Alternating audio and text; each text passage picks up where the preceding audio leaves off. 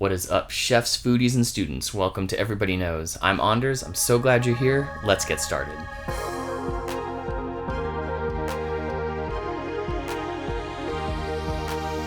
Today we are talking about Kohlrabi.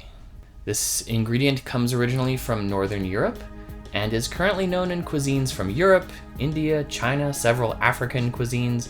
But if you are investigating origins and cultures, be sure to research the time period as well, since many foods are brought from other cultures or are developed over time.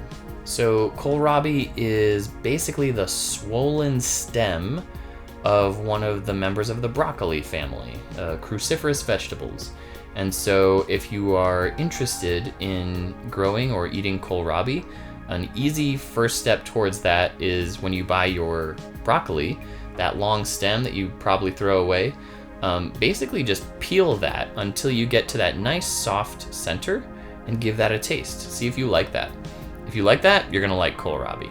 So kohlrabi has this very kind of thick outer skin that you peel off, which sucks because you can grow these beautiful purple varieties, which I do, and then you just peel off the purple. It's like, what? Come on. And so that's what I've done today. And so we took the purple kohlrabi, we peeled it, sliced it thin, and we're just gonna eat it raw just to get that basic fundamental aroma. Again, this is in the broccoli family, and so it's gonna be really similar to other members of that broccoli family. Give it a smell. The aroma is actually very, very strong. I think the first thing that comes to mind for me in comparison is broccoli. I also think that maybe a little bit of radishiness is in there. Yeah, I think if I had to draw a triangle around it, I would say broccoli, turnip, radish, something like that. So these are extremely dense vegetables. Oven roasting them whole is not gonna go great. I recommend cutting them real thin. And as they cook, like we put them in a stir fry of some kind recently, they kind of take on the texture of a water chestnut. But again, they start out quite dense. And so don't underestimate that and just be ready to cut them thinner than maybe you think you need to, or just to not roast them whole. Let's take a look at the universal aroma wheel and see where kohlrabi falls within it. All right, we'll be definitely in the vegetative category, and all of the cruciferous vegetables sort of live together down within the sulfurous subcategory. And so if we go down there, we can see cruciferous and brassica, that's the name of that family. We're within sulfurous, and so we're kind of near the alliums, which are the onion family, but we're not quite there yet. We can see that we're sort of between the onion family and some of the sprouts. And so we see Brussels sprouts, cauliflower, broccoli, gailan, bok choy, and cabbage, but there is no kohlrabi there yet. So what comes to mind for me is the question of, do we actually need kohlrabi? Or is it similar enough to one of these other cruciferous vegetables that we can sort of safely assume it is grouped with one of them? And I'm not sure. That is a question I would love to propose to you all / future me.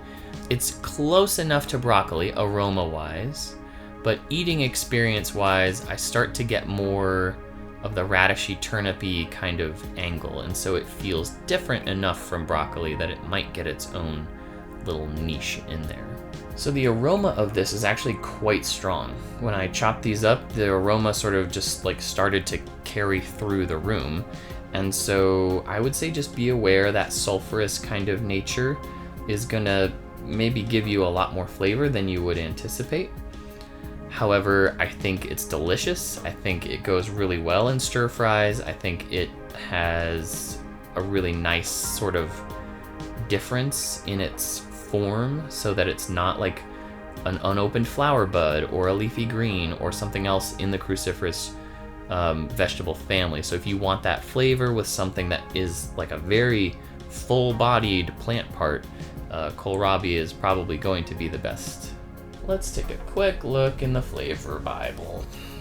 Okay, they recommend pairing kohlrabi with almonds, basil, butter, cabbage, carrots, celery, celery root, cheese, parmesan, chilies, couscous, cucumbers, daikon, dill, garlic, ginger, horseradish, Indian food, lemon, maple syrup, melon, mushrooms, mustard, nutmeg, oil, onions, parsley, peas, potatoes, radishes, rosemary, salad, salt, sesame, shallots, slaws, soups, sour cream, soy sauce, stews, stir fries, thyme, vinegar, and a few other things. It's a very long list.